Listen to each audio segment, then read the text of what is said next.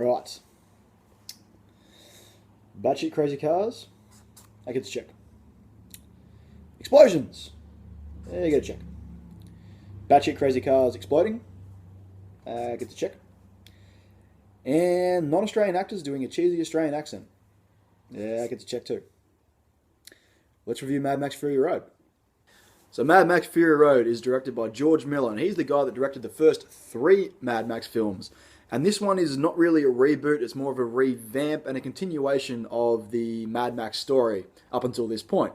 However, this time around, Mad Max is played by Tom Hardy, and his supporting characters are played by Charlize Theron and Nicholas Hoult. Now, the story of Mad Max Fury Road is a fairly simple one, but that's probably a good thing in this case because this movie is really all about the action, but I will touch on the story a little bit.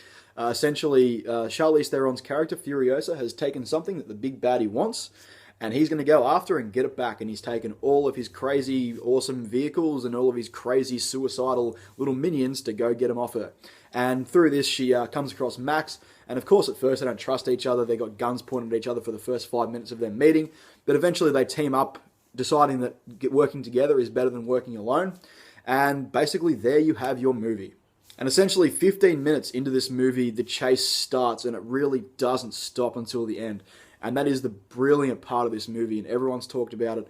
It is just balls to the wall, crazy action for just almost 2 hours long. And somehow it manages to stay fresh in your head the entire time. It doesn't get old. The scenes of this movie are just so beautifully shot that you want to see more and more and more of them. And I was actually disappointed when I left the theater because I was like, I wanted to see so much more of that. But for what you got, it was just one hell of a thrill ride for almost 2 hours. And this really is an action movie done right. There is no shaky cam, not even in a lot of the close-up fistfight portions of the movie. Everything is gorgeously shot, smooth camera moves. Just the whole scope of what you're seeing here is captured perfectly on film by George Miller. He did a fantastic job directing all of these massive action scenes, and the set pieces are just bigger and better than anything I've seen in an action movie for a very, very long time. You will see shit here that will literally blow your mind and just make you sort of your mouth hanging down near your balls when you're watching this movie because holy shit. I mean, at one point there is a guy on the back of a car or a truck made of speakers playing guitar, and attached to that guitar is a flamethrower. That's the sort of batshit craziness that this movie just latches onto and goes, let's make this fucking awesome. And it is. Holy shit, this movie is incredible. And once again, moving along with the music, the soundtrack. The soundtrack plays such a big role in this movie because it adds this level of suspense all the time, and it brings up the action to a whole nother level. I don't think if the soundtrack had been this good, some of the action scenes might have fallen a little bit flat. Even though they are visually amazing, that soundtrack adds something better to that. And I guess the surprising thing in this movie is it does have a lot of heart, and you get a fair bit of character development, even though the entire story takes place over about the space of 2 or 3 days. And this is where Charlize Theron's character Furiosa absolutely shines, and oh my god, she is probably the best thing about the movie.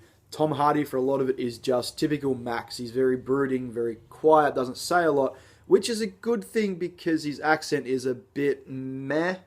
I will say he was channeling, a few times I felt he was channeling Bane for his voice, just that deep, grovelly sort of just, wasn't really an Australian accent, it was just a pissed off Tom Hardy accent, I guess. But going back to Charlize Theron, she kills it in this movie as Furiosa. She is awesome. She really is like the driving force of this movie. She's the one we're supposed to be rooting for, whereas Max is really just the vehicle that we're following as the moviegoer, just to sort of, like, this is all sort of happening to him and around him, and we're sort of just going along for the ride with him. But the real interesting character in this is Furiosa. Charlize Theron, as I said, did a fantastic job, and yeah, she is sort of the heart of this movie. And like I said, plenty of heart, a few moments going to hit you, right in the feels, but really it is all about the action, and it really just delivers. It is probably one of the best action movies I've seen probably ever. And because of the strength of this movie, I'm actually going to start rating movies now. I really never did that much before because I sort of hated it, but I've devised a little system that I like, and yeah, so basically Mad Max Fury Road gets 4 out of 5 exploding cars. So, have you seen Mad Max? What did you think? Tell me in the comments below. And as always, I'll catch you in the next one.